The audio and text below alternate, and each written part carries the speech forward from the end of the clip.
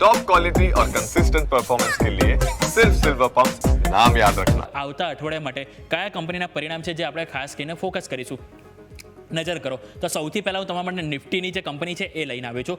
28 એપ્રિલના રોજ અલ્ટ્રાટેક સિમેન્ટના પરિણામ આવે છે જ્યાં ફોકસ રહેશે. 29 એપ્રિલના રોજ બજાજ ફાઇનાન્સ એટલે બજાજ ફિન્સર્વ બજાજ ગ્રુપની 2 કંપનીના પરિણામ આવવાના છે અને સાથે ટ્રેન્ડ એટલે 29 એપ્રિલના રોજ નિફ્ટીની 3 કંપનીના પરિણામ આવશે. 30 એપ્રિલના રોજ આઈઓસી કે જેના પરિણામ આવવાના છે. બીજું સાથે તમે નજર કરશો તો 30 એપ્રિલના રોજ એસબીઆઈ અને કોટક મહિન્દ્રા બેંકના પણ પરિણામ આવવાના છે. એટલે કે આ દરેક સ્ટોક છે કે જે તમારા રડા પર રહેશે.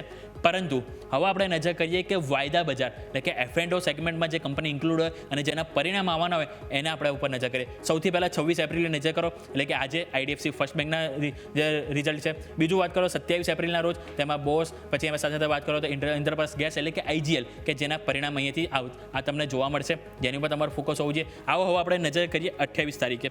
28 તારીખે ઘણી બધી વાયદા બજારની કંપની છે કે જે પરિણામ આપવાના છે.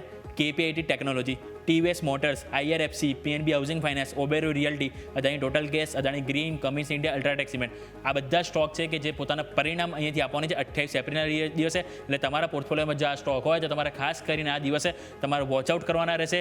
આ જે માહિતી છે તમને આપી. હવે 29 એપ્રિલ આપણે નજર કરીએ. 29 એપ્રિલે કઈ કંપનીના પરિણામ અહીંયાથી આવવાના છે.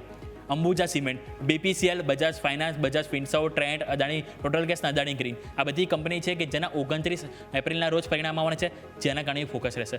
30 એપ્રિલે આવો નજર કરીએ કે 30 એપ્રિલે કયા કંપનીના પરિણામ આપણને જોવા મળવાના છે. તો 30 એપ્રિલે તમને IOC, Indus Tower, Varun Beverages, Jindal Steel, Sona BLW Precision, Bandhan Bank, IOCL, Phoenix, Federal અને એક્સા ઇન્ડસ્ટ્રી આ દરેક કંપનીના પરિણામ આવવાના છે. એટલે સ્વાભાવિક છે કે આખું અઠવાડિયું આપણને ઘણું રસપ્રદ જોવા મળશે, મલ્ટીબેગર એક્શન જોવા મળશે કારણ કે ઘણી બધી કંપની જે છે પોતાના રિઝલ્ટ લઈને આવવાની છે. એટલે ખાસ કરીને એથી ફોકસ રહેશે.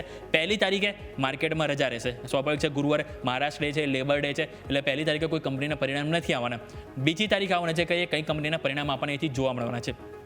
2 તારીખે તમે નજર કરશો તો તમને મેરિકોના પરિણામ આવવાના છે એટલે કે એક જ કંપનીના પરિણામ છે. પરંતુ 3 તારીખે તમને સીડીએસએલ, કોટક મહિન્દ્રા બેંક અને એસબીઆઈ આ 3 કંપનીના પરિણામ છે કે જેની ઉપર તમારે ખાસ કરીને અહીંથી ફોકસ રહેશે.